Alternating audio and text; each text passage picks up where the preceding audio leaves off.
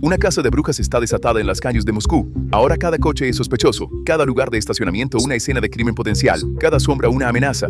La policía de Moscú y el FSB están ocupados persiguiendo un fantasma que no pueden atrapar en las calles traseras. Dime, ¿tienes internet móvil? ¿Qué piensas sobre eso? No está ¿Cómo te funcionando. sientes al respecto?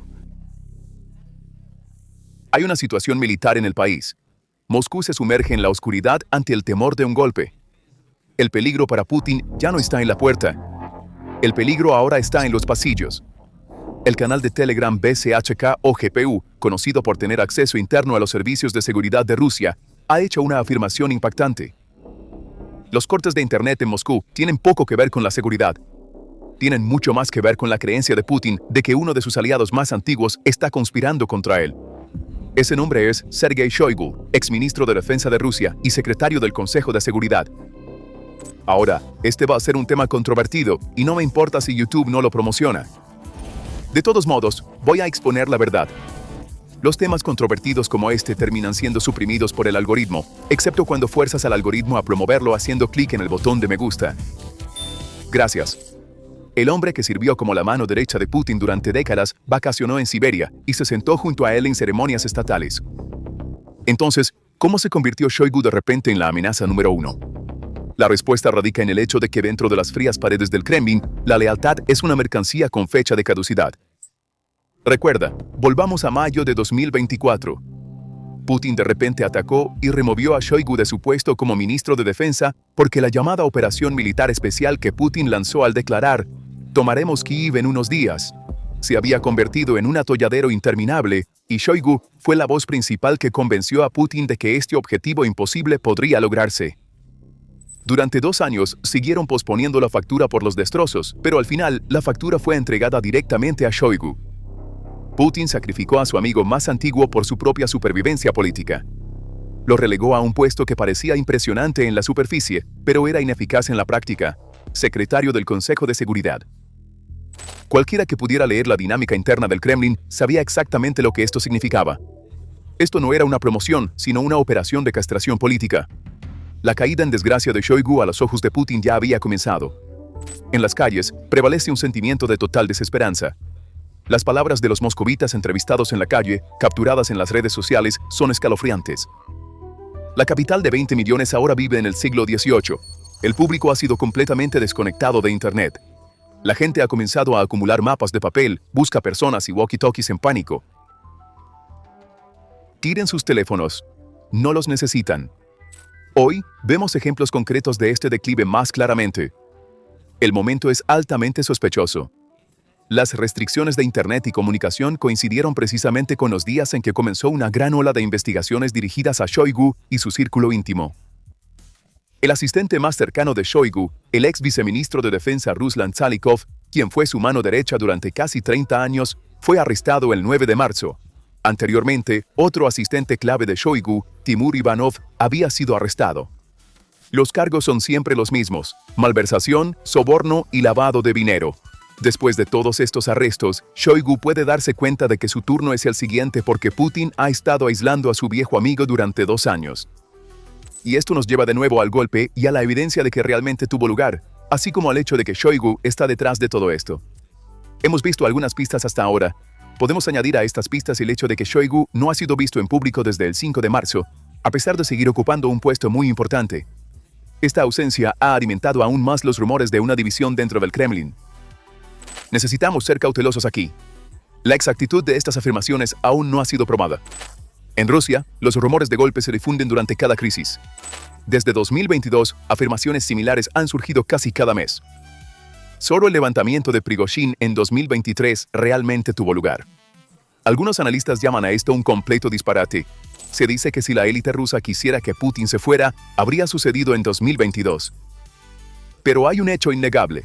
Putin actúa como si creyera estos rumores y su comportamiento refleja no el de un jefe de Estado, sino el de un hombre paranoico bajo asedio. Si miras el comunicado oficial del Kremlin, no hay motivo para el pánico. Esto es simplemente una medida de seguridad y un incidente reciente sugiere que estas preocupaciones de seguridad pueden no ser simplemente paranoia. En la mañana del 14 de noviembre, el pesado silencio del cementerio Troyekurovskoye, en el corazón de Moscú, fue roto por una ola de pánico que reveló uno de los secretos más oscuros de Rusia.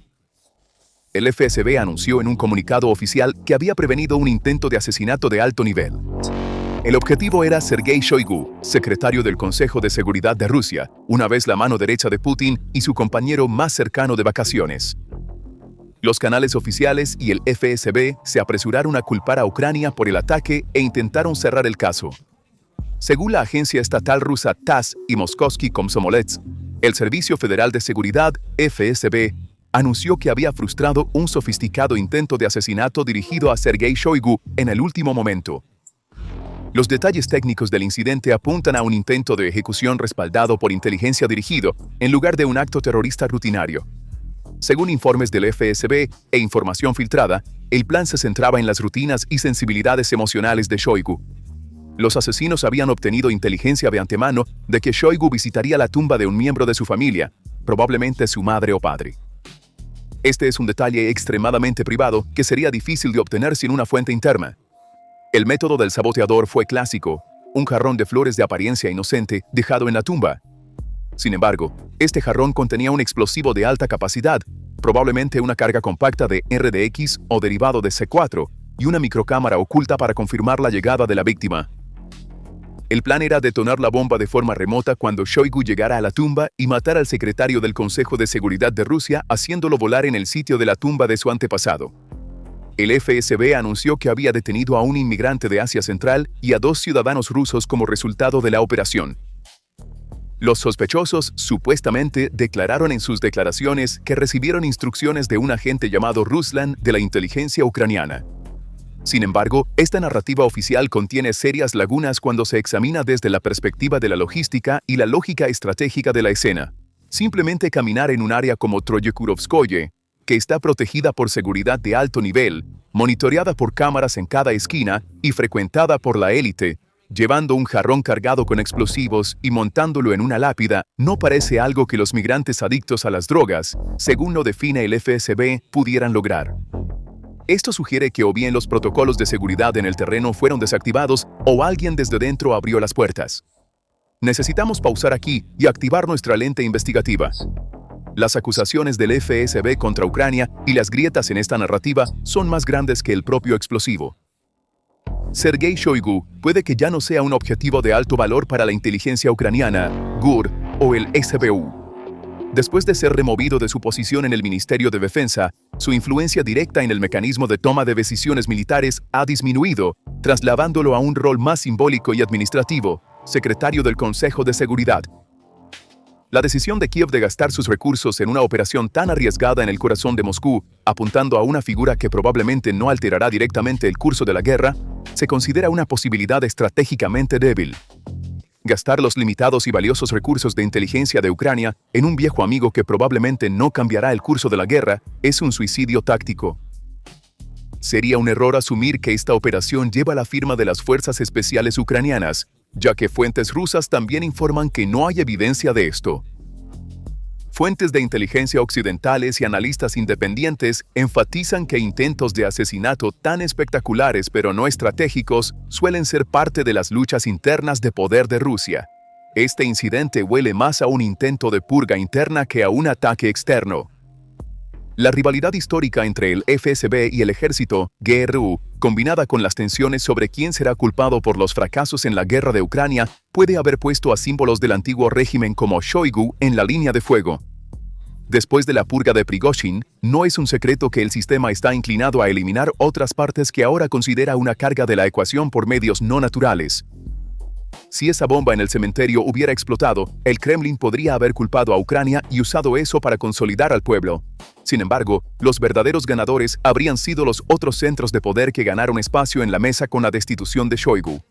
Este intento fallido, o quizás deliberadamente frustrado, es la evidencia más clara de que la élite de seguridad de Moscú está enfrentada entre sí.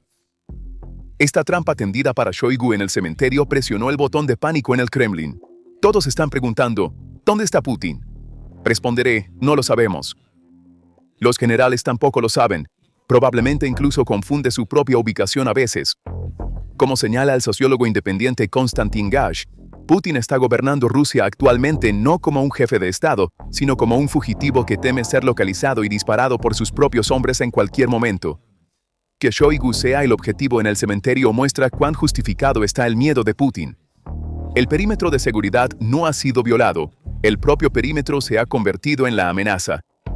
El proyecto de periodismo de investigación Sistema y los medios occidentales han revelado con evidencia técnica que Vladimir Putin ha construido oficinas idénticas en 3 rincones diferentes de Rusia: Sochi, Novo Ogariovo y Valdai.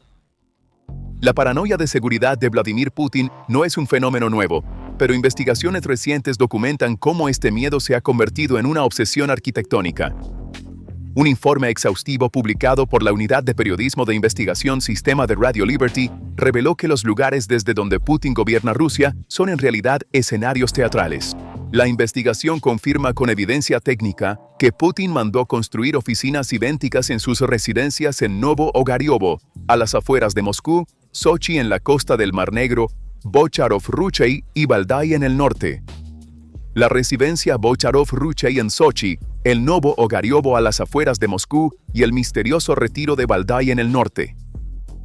Las oficinas en estos 3 lugares diferentes fueron diseñadas como copias milimétricamente perfectas entre sí. Los mismos paneles de madera, el mismo tono de mesas barnizadas, la misma marca de manijas de puertas e incluso las mismas alfombras con patrones. Esto no fue una preferencia de diseño interior, sino una operación de engaño estratégico. El objetivo era simple. Los propios guardias y generales de Putin no debían saber dónde se encontraba físicamente en un momento dado. Esto no es una elección de decoración. Esta es una táctica de camuflaje militar. Todo está copiado, desde el patrón del papel tapiz hasta el color del suelo de parquet y la disposición de esos famosos teléfonos de comunicación especial, Kremlevka, en el escritorio. ¿Por qué?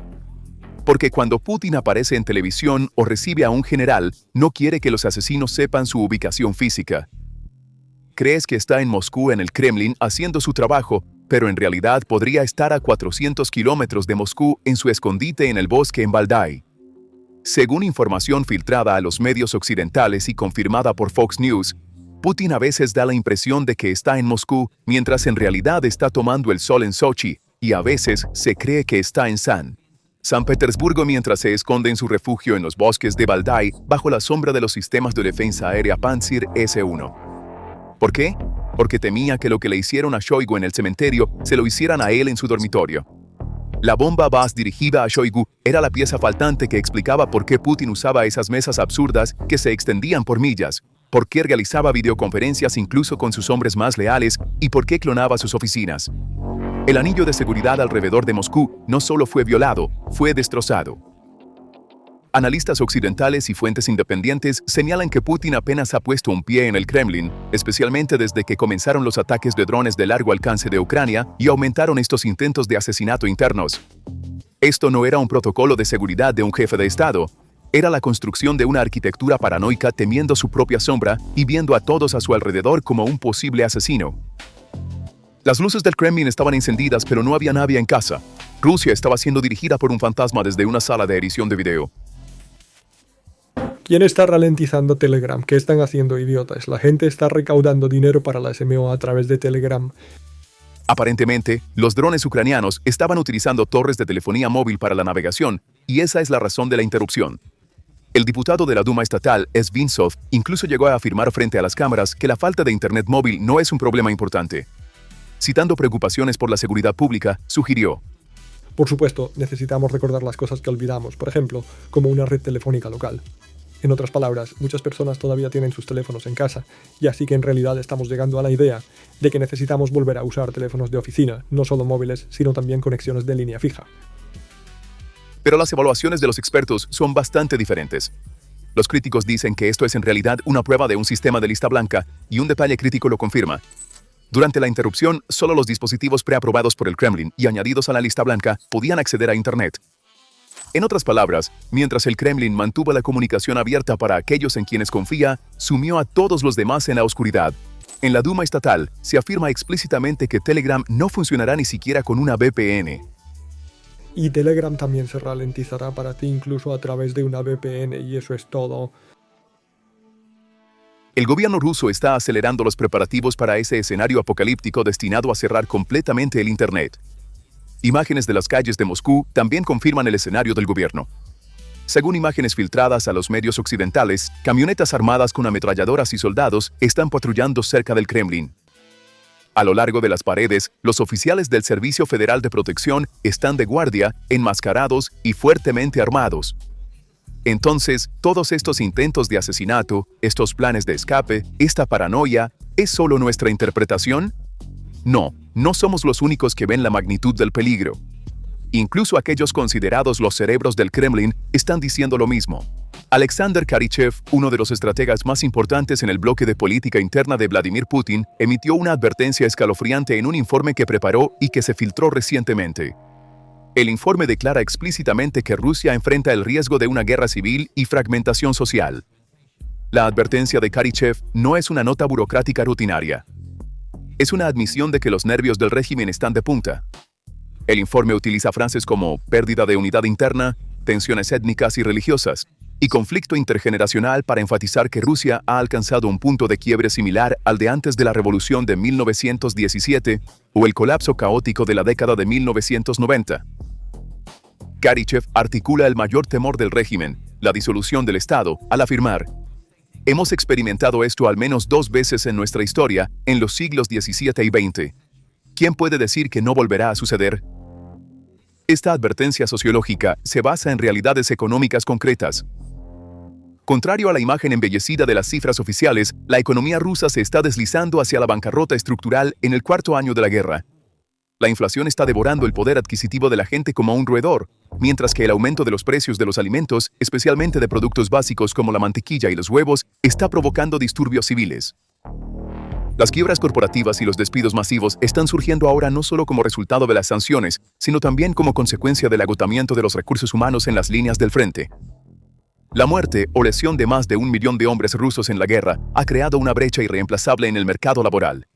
Mientras el público ve a Putin escondiéndose en búnkeres, a élites como Shoigu intentando bombardearse entre sí y a sus propios hijos muriendo en el frente, la narrativa de la Gran Rusia está dando paso a un instinto de supervivencia.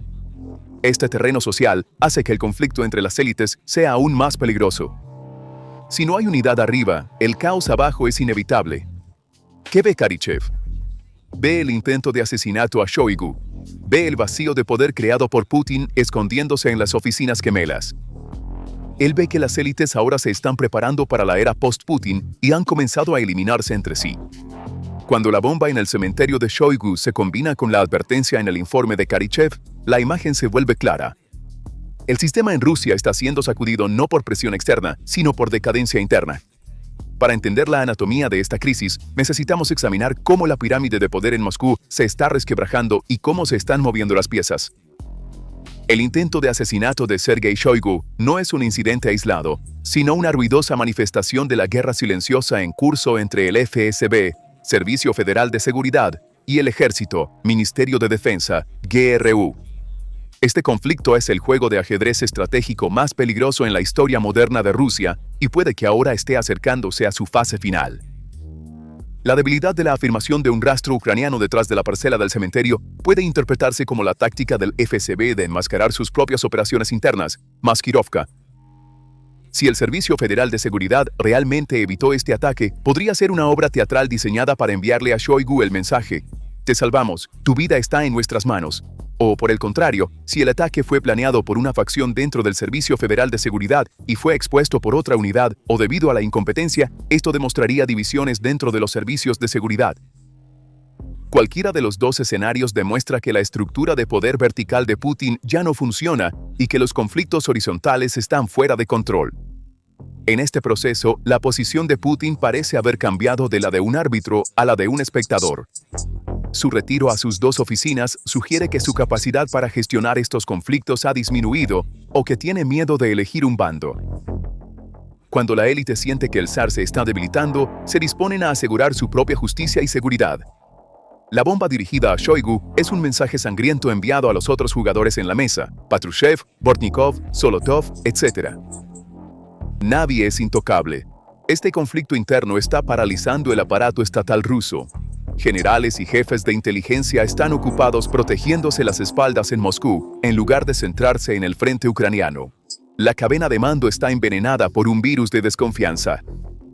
Si se llevará a cabo una orden dada por un general en el campo, o si esa orden es en realidad una trampa, está siendo cuestionado. El incidente de Shoigu muestra que este veneno ha alcanzado ahora una dosis letal. Esa bomba en el florero fue un intento de volar no solo a una persona, sino la integridad institucional del Estado ruso. Mirando el panorama general, la imagen que emerge es aterradora en una palabra. La Federación Rusa está actualmente bajo un régimen de gobierno fantasma. Este término describe una situación donde el líder está físicamente presente pero funcionalmente desconectado del sistema, mientras el Estado, paralizado por la inercia y el miedo, intenta funcionar como un cuerpo sin cabeza. Putin, dentro de las paredes beige de las oficinas gemelas que construyó, intenta gestionar una guerra con informes que se le presentan y probablemente filtrados, mientras la verdadera Rusia está afuera, jadeando por aire en colas de inflación, bombas en cementerios y las llamas de ataques de drones. Esta es la posición de jaque mate estratégico. Si Putin regresa a Moscú, enfrentará el riesgo de asesinato y golpe de Estado. El incidente de Shoigu es un adelanto de esto. Si se queda en el búnker, su autoridad se erosionará y las dinámicas de guerra civil que advirtió Karachev se acelerarán. Ambos movimientos señalan un estancamiento que amenaza la estabilidad del régimen. La estrategia de Ucrania puede basarse precisamente en profundizar estas contradicciones internas. Cada ataque de dron en Moscú empuja a Putin un poco más hacia el búnker. A medida que Putin se retira al búnker, las élites quedan a la deriva y se vuelven unas contra otras. Esta es una estrategia de colapsar al enemigo desde dentro sin disparar un solo tiro. Este escenario también marca el fin de la imagen del líder fuerte que Putin ha construido durante más de 20 años. La gente quiere ver a su líder en el escenario, en la plaza, al frente en tiempos de crisis. Sin embargo, el pueblo ruso ahora solo ve a su líder en videos editados filmados en escenarios idénticos.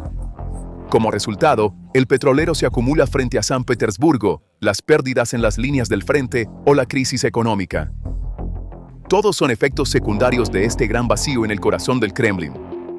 Vladimir Putin puede estar tratando de salvar su vida huyendo de Moscú, pero ha dejado su poder, su reputación y la dignidad del Estado de Rusia atrás en esos refugios.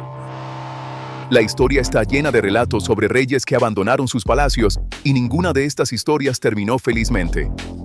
El Kremlin ahora está vacío y en política, el vacío siempre se llena de la manera más brutal.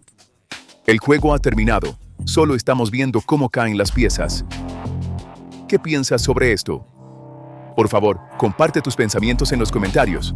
Para estar al tanto de nuevos videos, suscríbete a nuestro canal y activa las notificaciones.